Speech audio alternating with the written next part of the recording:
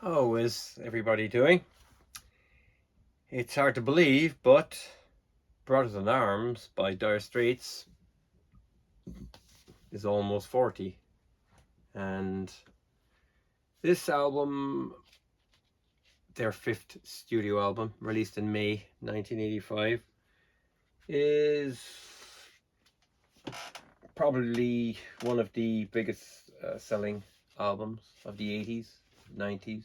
Um, it's got the iconic national guitar on the cover, which is instantly recognizable. This is the guitar Mark Knopfler used on Romeo and Juliet and things like that. I actually remember I was so obsessed with this. In 1986, I had an old acoustic and I actually sprayed it silver, and I actually cut out a metal disc like this, and I actually even made the bridge, and I copied all that. I put strings on it and it sounded, don't even ask. But anyway, Brothers in Arms is approaching 40 years. It's incredible, really, that it's been around so long. Yeah, it's it is a good album, but it's a departure from what went before. I guess Love Over Gold was a bit complex and a bit dark. This is kind of going back to more straightforward stuff. It's we'll put it this way: Dire Straits' first album was released in 1978. There was Communique 79, and then Making Movies 1980.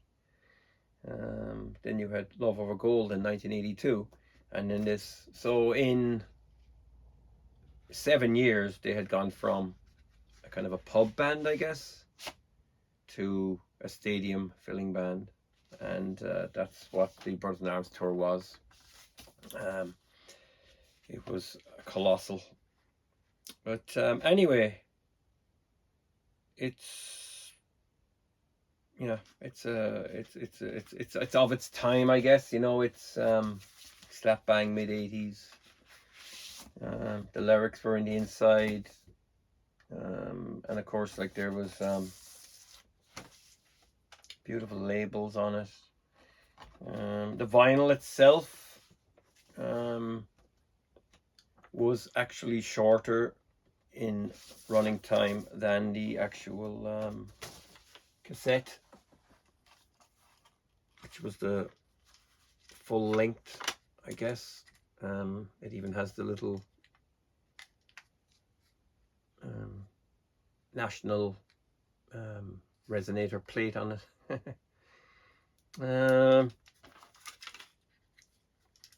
This is pretty old. Chrome cassette. Can anybody remember those? But the significance of Brothers in Arms was that it was also released on compact disc, and it was the biggest selling compact disc of the 80s. There you go. Beautiful disc. And it was a digital recording as well. So yeah, serious stuff. Recorded on Sony equipment. Recorded in Ear Studios.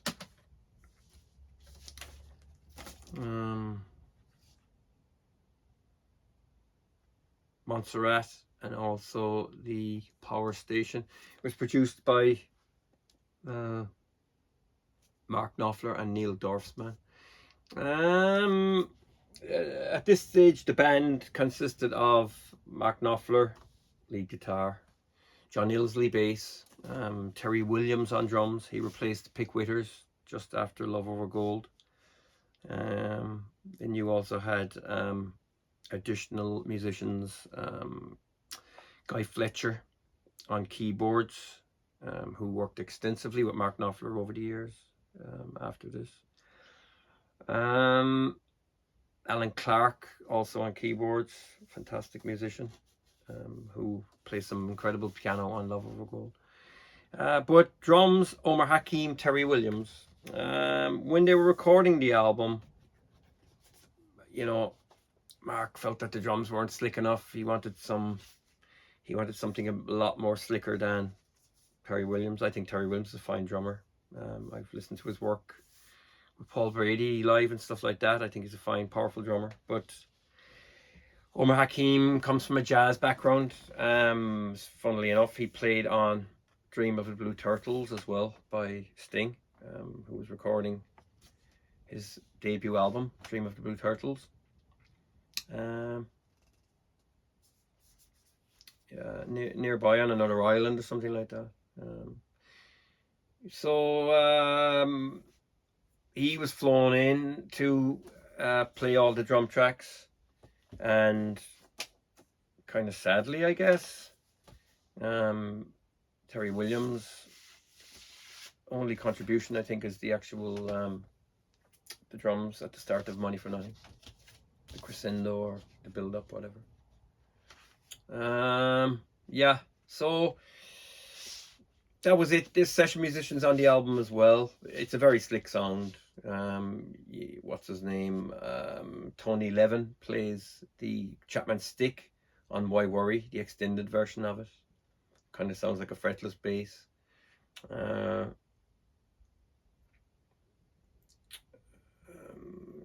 One World has got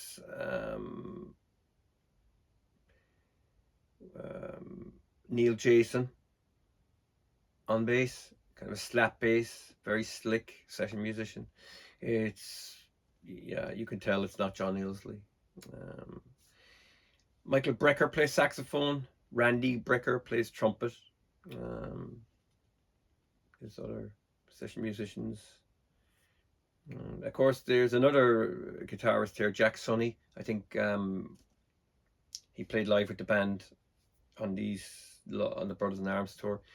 He used to work in Rudy's guitar shop, which Mark used to visit a lot when he was in New York. But I'm not sure if Jack Sonny actually plays on this album, but he played live with them. I think I read recently that he didn't actually play on the album. He's credited. And Sting, who sings I Want My MTV, which sounds like Don't Stand So Close to Me by the Police. So yeah, album kicks off with So Far Away. That is nothing special, really. I always found it kind of a little bit boring. And then Money for Nothing has the fantastic build-up, and it's a track that they used to demo CD players in hi-fi shops over the years. Walk of Life, kind of a country rocker. That's a good track. I really like that one. Yeah, I think it's a kind of happy song about a busker. And then things get interesting. Your Latest Trick. Beautiful opening with the trumpet, and then you've got beautiful chord arrangements, and I like the lyric on it as well. It's a little bit jazzy, but again, Mark had already kind of gone down that road when he was doing soundtracks for things like Local Hero. There's a track on it called Boom Town. Also, he did the soundtrack for the 1984 movie Comfort and Joy, and that's a little bit jazz tinged as well. So he was expanding his palette. You know, the clean Strat tones are kind of not really on this album. Actually, So Far Away has got a sewer guitar connected to MIDI that controls the synclavier or something. You know, Money for Nothing has got the it's like a ZZ Top, very kind of distorted, fuzzy guitar. I think that was a mistake with the wah-wah pedal. It was in a certain place. He wanted the ZZ Top. Mark actually loved ZZ Top's album. What was it called? Eliminator. He loved the drum machines and the guitars, the strict time and the kind of relentless. Yeah, the 80s was a time of sequencing, Linn drums and click clack. But Your Latest Trick, yeah, I like it. It's a good lyric. It's a pretty serious song. It's one of his best songs. And then Why Worry? It's a love song. It's quite nice. And of course, on the CD and the cassette, it's an extended version. It just keeps going on forever. It goes on a little bit too long maybe, but there's some nice Chapman stick playing by Tony Levin. Side 2. Now this is where it gets very serious. Right Across the River. That's about soldiers, mercenaries and stuff like that. Lots of you know, synclavier samples and noises and stuff like that. It's almost a kind of a reggae kind of beat to it. Great guitar playing on it, great guitar solo. But, and talking of reggae, I think So Far Away was supposed to be a kind of a reggae track. When Mark was listening to some of the mixes of this, I think he was on the telephone at some stage because they were overseas and stuff, and he was listening, and they changed it. But if you listen to some of the live in '85 versions of So Far Away, there's almost a calypso instrumental at the start, which sounds very, very nice, like, you know. Yeah, but on the album, I just think that it's a little bit, it's kind of a little bit uninspiring. It sounds like kind of a bit of a dead duck. Yeah. The Man's Too Strong. That reminds me of Bob Dylan back in the early days before he went electric. You know, the strumming of the acoustic guitar. Obviously, Mark plays the dobro on it as well with a slide. There's also synthesizers in the background accentuating the chorus, and kind of thundery noises, like, you know, and pads and stuff like that. But it's yeah, it's an unusual song for 1985. You know, it just it reminds me of early Dylan, and Mark did work with Bob Dylan on Slow Train Coming in 1979. And also he produced Infidels in 1982-83. And then we've got One World. That's probably one of the oddest songs on the album. Very funky, the bass line is springy. There's not much going on in it, but there's a nice harpsichord, middle eight in the middle. It's not a bad song, you know. It's just, yeah, I could imagine it being on Love Over Gold, I guess. Yeah, and then the album finishes with Brothers in Arms itself, which is a fantastic track about war and soldiers, and, you know, why we shouldn't be fighting each other. And Mark is using a Les Paul on that. I think around this time he started using a Les Paul. In Live Aid, you can see him using a 59. It's a reissue from '83 by Gibson. Obviously, he said at the time he couldn't afford the real deal, but I'd say back in the early '80s, the 59s weren't that expensive. But his own 83 59 reissue sold for £650,000 last year in the auction, which was insane. Yeah, his guitars fetched a lot of money. You'd get a real one for that probably.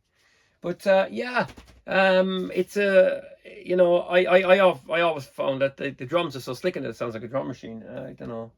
Yeah. So there you have the formats. There's also other versions: 20th anniversary, SACD, and then I think 2000 and what year is this? This is the Stan Ricker cut. They expanded the album to a gatefold, and then they filled in the full length, so it's has to be mastered by Stan Ricker. There's also high MoFi, which I don't like because they put a kind of flash across the top of the thing, and the sleeves always crack. Although this cracked as well. But I bought this very cheap in Arizona back in 2009. I think I paid like something like $10 or $12 for it, brand new. So in this one you get the 2 discs, heavyweight. They made a mistake on the timings because they're still like the single LP, but it sounds great. In the last few years there's been an Abbey Road version of it, and there's also been the Mercury version, which is a double again. I've stopped buying it. I don't know, will I buy the Abbey Road version? Maybe there'll be a 40th anniversary. And of course, like, there's some sleeve notes this time, an appreciation. Yeah, and that's it really. The other disc. So yeah, like, again, you know, it's hard to believe that it's hard to believe it's 40, you know. Really is. Singles off the album: So Far Away. There you go. You've got the national logo here again. This is backed by Walk of Life, and they're probably the full-length versions, I'd imagine. Doesn't say.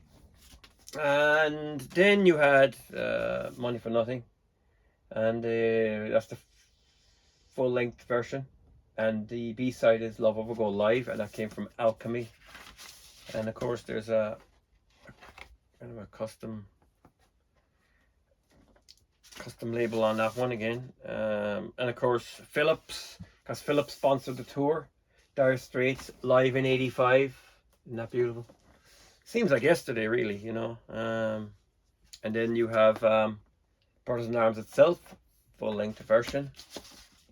And you only get the pink sky on that one. B-side of this is Going Home, Team from Local Hero, the live version. Again, that's from Alchemy. And then we have Why Worry, instrumental segment. So, yeah, the Tony Levin bass part. I love when it tells you all the concerts that are sold out and stuff like that. Nice and pink. There's also a Canadian double 12-inch, and it's got this, and it's got extra stuff on it. Yeah. Again, Walk of Life itself. Yeah, it's got a funny old label on it. And that's got Two Young Lovers live from Alchemy, and Sultans of Swing live, again Alchemy. Very, very cool. And then the last single from the album is Your Latest Trick. Again, it's the full-length version. And the B-side is Irish Boy, The Long Road, and they are from the soundtrack of Cal, which was recorded in 1984. Yeah, you can see Your Latest Trick going down through it here. It's kind of almost like a kind of spot printing or something like that. It's clear, it's hard to see. And it's got the checker kind of thing. This photograph here was probably taken at Live Aid, because that seems to be the clothing that the band wore. Yeah, so I forgot to mention as well, saxophone live was Chris White. We have to mention him.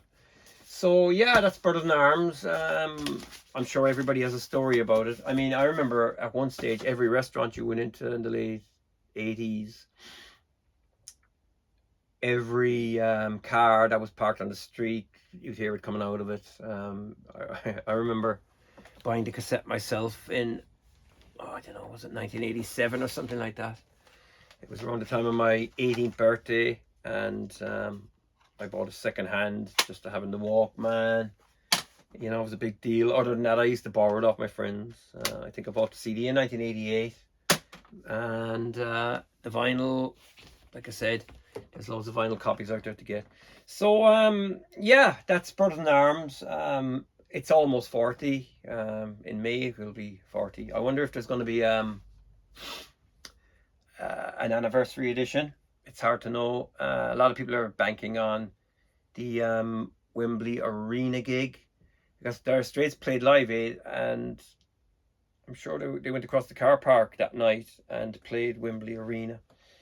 But yeah, there's lots of stuff out there, but yeah, there's documentaries on it, and over the years there's a lot of stuff on YouTube.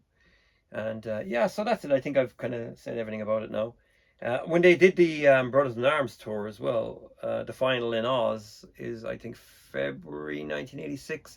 There's some interesting stuff as well. There's also an interesting video where there's a cricket match in Melbourne, I think, and Dire Straits played the roadies or something like that. I can't remember. It's quite funny. Lots of jokes in it. And there's another one about Australia as well. They're waiting to do a gig, and there's a monsoon or something like that, and they're trying, all the gear gets there's a power outage on because water got into the electrics in the stage. And also the final at the very end, the Australian TV show guy, Molly Meldrum, is saying, "Oh, Mark, how'd the gig go?" And he's going, "Yeah, it was a good one, you know." And Mark, in that gig, you could see as well, he's tired, you know, he's playing, and he's kind of probably dying to get home to his wife. I'm not sure, but Brothers in Arms tour was a big tour. And Mark hops into a white Porsche 911, a convertible, a cabriolet, and off he went. So he was into the Porsche. Back to the hotel, probably jumped on a Qantas the day after, and that was the end of Brothers in Arms, and that's it. So yeah, what came after? He did a few soundtrack things. Princess Bride in 1987.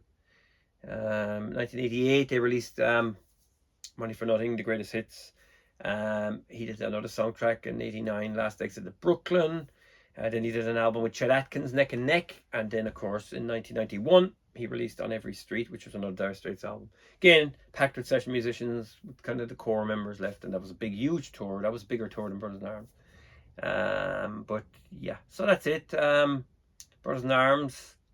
You can pop into the comments below what you think and what it means to you. And yeah, so that's it really. There's not a lot more to say. You probably know all what I've just said anyway.